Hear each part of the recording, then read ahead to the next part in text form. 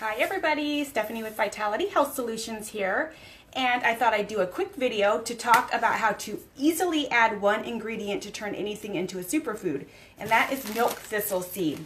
This is an amazing supplement, food, herb that's been used forever, and it's super amazing for liver detoxification, which in turn is super great for all parts of health. So our liver is in charge of like 500 different functions and has to break down and detoxify everything. So when you eat milk thistle or supplement with it, you're in turn helping that process happen.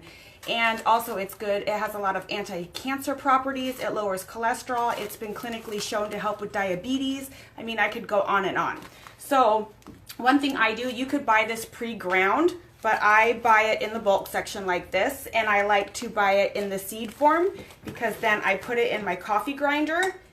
And I like it because I can make a thicker consistency, where if you buy it pre-ground, it's like really fine ground. And since I'm going to replace or use this as a flour replacement in my recipes, I like to do it this way.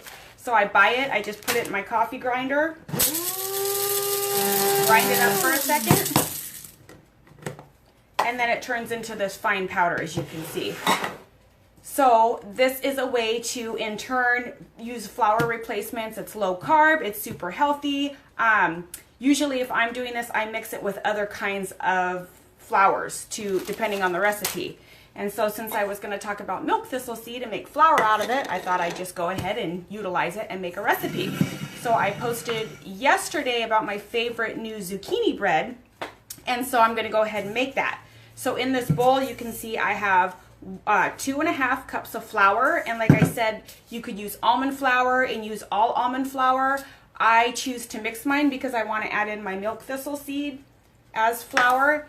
And in this recipe, I'm just getting creative. I did very basic last time. This is one of my favorite, this keto fiber, because it's a mix of different fibers, and it has stevia, so it kind of sweetens naturally in the recipe. This is my favorite, but because I wanted to have an experiment and had this blueberry fiber that it's a mix of fiber as well, but it has psyllium in it, so it kind of binds things together.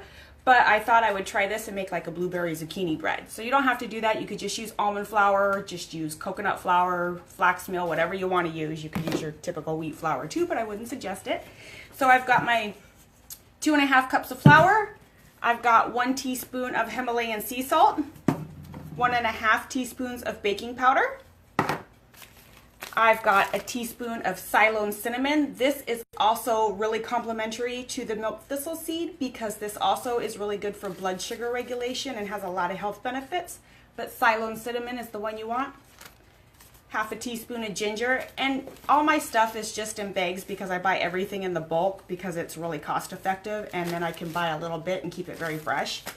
And then I have a half a teaspoon of ginger. So that's my dry ingredients in there. And so I'm just going to kind of mix them up.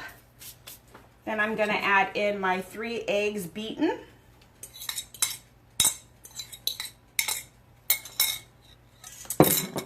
My half a cup of olive oil.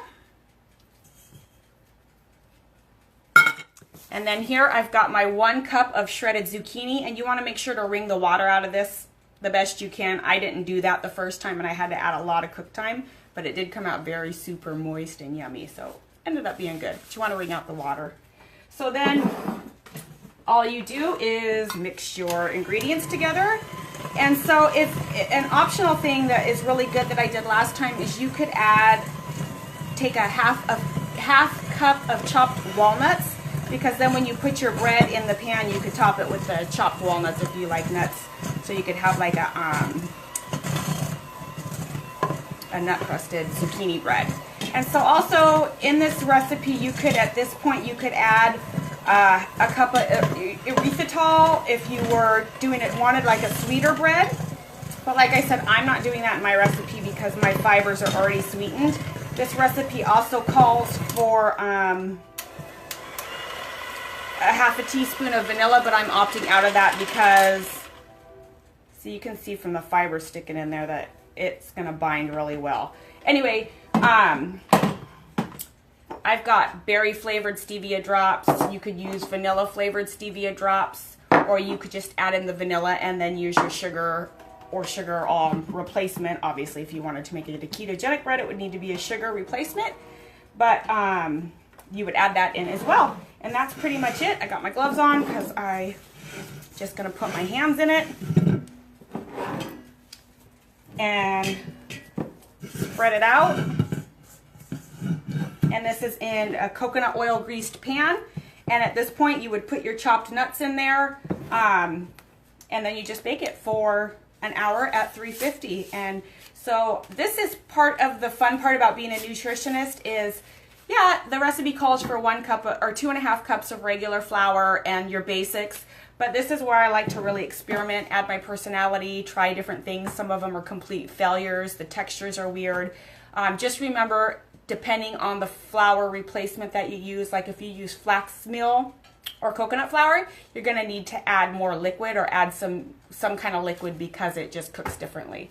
So have fun, and if you guys experiment with your own recipe, comment below and let me know what works and doesn't work. And try adding some milk thistle seed to your recipes, or grating them up and putting on top of your salad and just reaping the health benefits. Thank you.